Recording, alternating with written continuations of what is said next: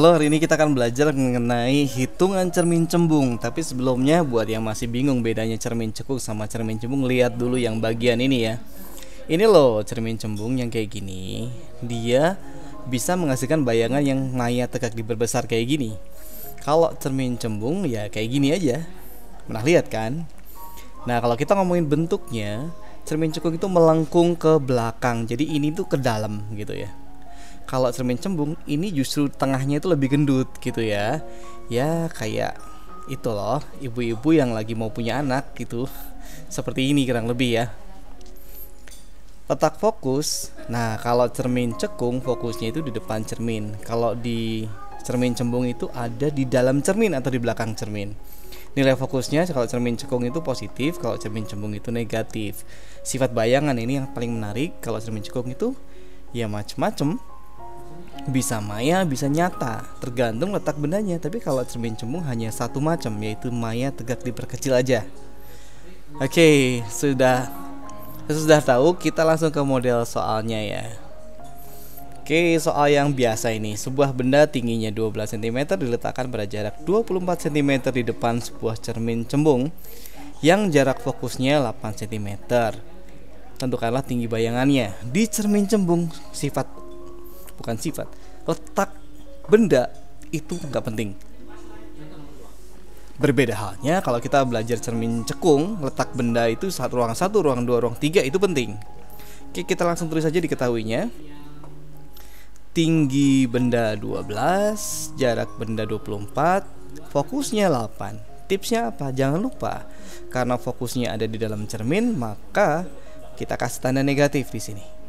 Gitu ya. Terus caranya sama lah kayak cermin cekung. SI ya pakai rumus 1/SI sama dengan 1/F kurangi 1/SO. 1/-8 dikurangi 1/24. Nah, ini gini ngejainnya. Bawahnya akan kita samakan 24, terus minusnya ikut atas saja. Contoh, kan kita mau jadiin 8 tuh 24. Berarti kali 3 dong. Kali 3 kali 3. Nah, minnya mending dipindah ikut yang atas ya, supaya mempermudah.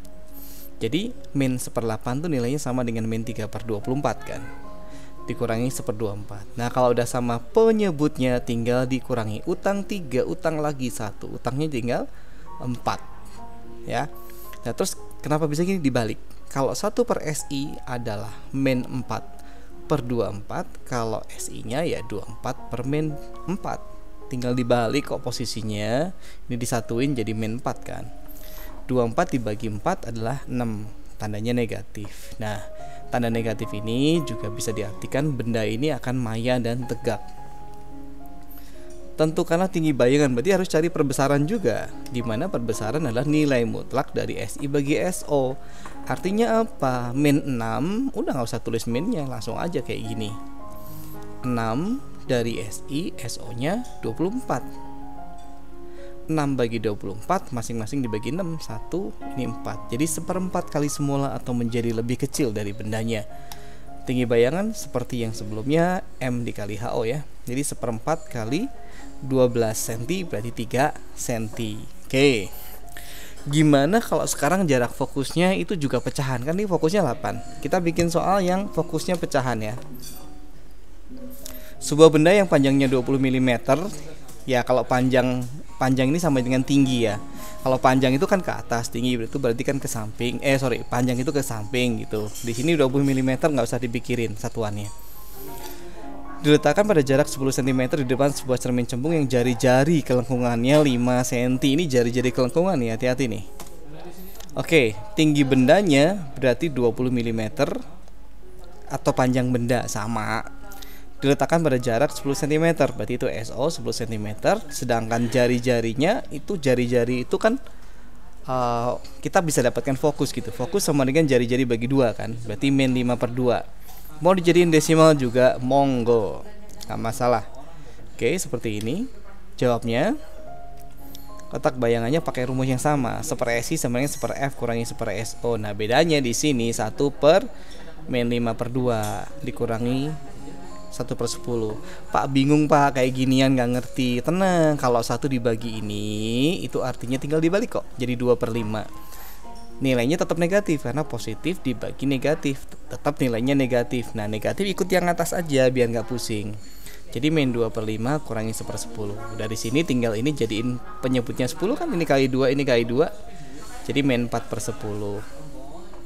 Kayak gini, kalau kita mau kita hitung jumlahnya ini jadi utang 4, utang lagi 1, min 5/10. Berarti SI ya 10 dibagi min 5 gitu. Ketemunya berapa? Min 2 cm. Kembali lagi angka ini menunjukkan bahwa hasilnya adalah bayangan maya dan tegak. Perbesaran bayangan perlu kita cari juga karena yang ditanya adalah panjang bayangannya ya. Ingat ini bukan SO ya. Kalau SO itu bukan SI ya, karena SI itu adalah letak bayangan di depan atau di belakang cermin. SI bagi SO nilai mutlak dari min 2 jadinya tetap 2 dibagi SO nya adalah 10. Berarti dibagi 2 bagi 2 1/5. Terus langkah yang tadi sama lah, ini mah udah pasti bisa ya.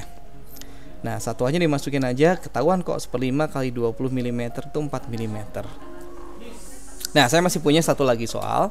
Bagaimana kalau soalnya kayak gini, sebuah bayangan maya terbentuk pada jarak 4 cm di belakang cermin cekung dengan jarak fokus 8 cm. Berarti cermin cembungnya udah ada jarak fokusnya 8 cm. Di mana bendanya? Nah oke. Siapa takut ya? SI-nya 4 cm. Lo kok dikasih min? Lo bayangan maya itu min. Apalagi dipertegas dengan di belakang cermin. Itu harus min, kudu wajib. Fokus cermin cembung juga min. Jadi kayak gini ya. Nyari SO rumusnya sama yang SI. Jadi 1/SO sama dengan 1/F kurangi 1/SI. 1/min8 dikurangi 1/min4 sama dengan, nah ini jadiin ini tetap ya, terus minnya pindah ke atas. Jadi 1 dibagi min 8 tuh sama dengan min 1/8. Dan di sini ini kali 2 kali 2. Jadi 2/8. Loh kok jadi plus ini loh? Ini minus gitu loh. Ini minus kan ini nilainya negatif. Di depannya ada negatif. Berarti nilainya berubah menjadi positif. Kalau kita jumlahkan jadi 1/8 kan. Berarti SO ya dibalik 8/1 sama dengan 8 cm. Nah, untuk cermin cembung biasanya pertanyaannya nggak banyak-banyak banget sih. Kurang lebih kayak gini.